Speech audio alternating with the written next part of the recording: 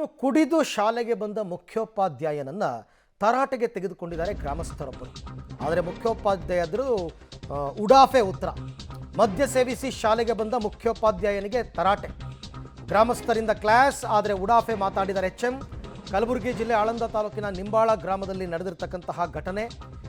ಕುಡಿದು ಬರ್ತೀನಿ, ಏನು ಮಾಡ್ತೀಯೋ ಮಾಡ್ಕೋ ಅಂತ ಶಿಕ್ಷಕನ ಆವಾಜ್ ಅಂತೆ. ಪ್ರಶ್ನೆ ಮಾಡಿದವ್ರಿಗೆ ಆವಾಜ್, ಏನು ಬೇಕಾದ್ರೂ ಮಾಡ್ಕೊ, ಅಲ್ಲದೆ ಇನ್ನು 6 ತಿಂಗಳಲ್ಲಿ ರಿವಾಲ್ವರ್ ಜೇಬಲ್ಲಿ ಇಟ್ಕೊಳ್ತೀನಿ ಅಂತೆಲ್ಲ ಏನೋ ಹೇಳಿದಾನಂತೆ. ಗ್ರಾಮಸ್ಥರ ಕ್ಲಾಸ್ ತೊಗೊಂಡಿದ್ದಾರೆ. ಯಾರಾದರೂ ಶಿಕ್ಷಕರು ಈ ಥರ ಕುಡಿದು ಸ್ಕೂಲಿಗೆ ಬರೋದು ಉಂಟಾ? ಹಳ್ಳಿಗಳಲ್ಲಿ ನಡೆಯುತ್ತಾ ಏನೋ ಗೊತ್ತಿಲ್ಲ.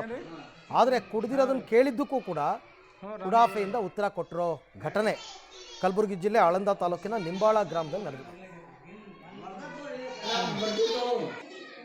ದಾಬಾದಾಗ ಇದ್ದಿರ್ತಲ್ಲಿ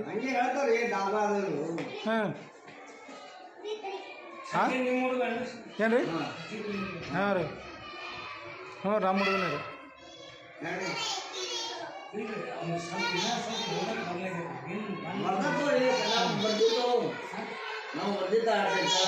ಇಲ್ರಿ ನೀವೀಗ ಇಲ್ಲಿ ನೀವು ಕುಡಿದು ಬಂದಿರ? ಕುಡ್ದಿಲ್ಲ ಸರ? ನೀವು ಕುಡಿದು ಬಂದಿರ? ಕುಡ್ದಿಲ್ಲ? ಈಗ ಕುಡಿದಿಲ್ಲ ನೀವು? ಹಾಂ, ದಾಬಾದ ಇದ್ದಿರಲ್ಲ ನೀವು ಊಟತ್ತನಲ್ಲಿ ಮ್ಯಾಗ? ನಮ್ಗೆ ನೌಕರಿ ಆಗ್ಯದ, ನಿಮ್ಗೆ ಆಗಿಲ್ಲ. ಇದ್ರ ಮ್ಯಾಗೆ ತಗೋಣ ನಾವು ನೀವು.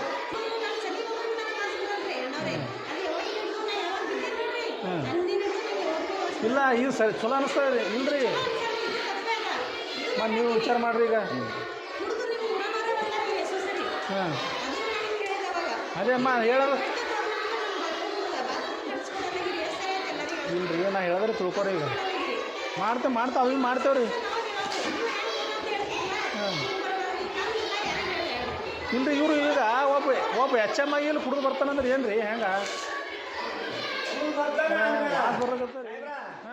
HM ಕುಡ್ಕೊಂಡು ಬಂದು ನಾ ಕುಡ್ಕೊಂಬರ್ತೀನಿ ಏನೀಗ ಅಂತ ಕೇಳಿದ್ರೆ ಇನ್ಯಾರನ್ನು ಪ್ರಶ್ನೆ ಮಾಡೋದು? ಹಳ್ಳಿನಲ್ಲಿ ವಿದ್ಯೆ ಕಲಿಸುವಂತಹ ದೇವರು ಅವ್ರುಗಳ ಈ ರೀತಿ ತಪ್ಪು ಮಾಡಿದ್ರೆ ಇನ್ಯಾರನ್ನು ಪ್ರಶ್ನೆ ಮಾಡೋದು? ಗ್ರಾಮಸ್ಥರು ಕೇಳ್ತಾರೆ, ನಿಜ ತಮ್ಮ ತಪ್ಪನ್ನು ತಿದ್ಕೋಬೇಕು, ಇನ್ನೇನು ನಿವೃತ್ತಿ ಅಂಚಲ್ಲಿದ್ದಾರೆ ಅಂತ ಅನ್ಸುತ್ತೆ. ನೋಡಿದ್ರೆ ರಿಟೈರ್ ಆಗೋ ಟೈಮಲ್ಲಿ ಈ ಥರ ಕೆಟ್ಟ ಹೆಸರು ತಗೋತಾರೆ. ಹಿಂಗೆ ಕುಡಿದು ಬರೋಣ ಆಗ್ತದೆ ರೀ. ಹಾಂ,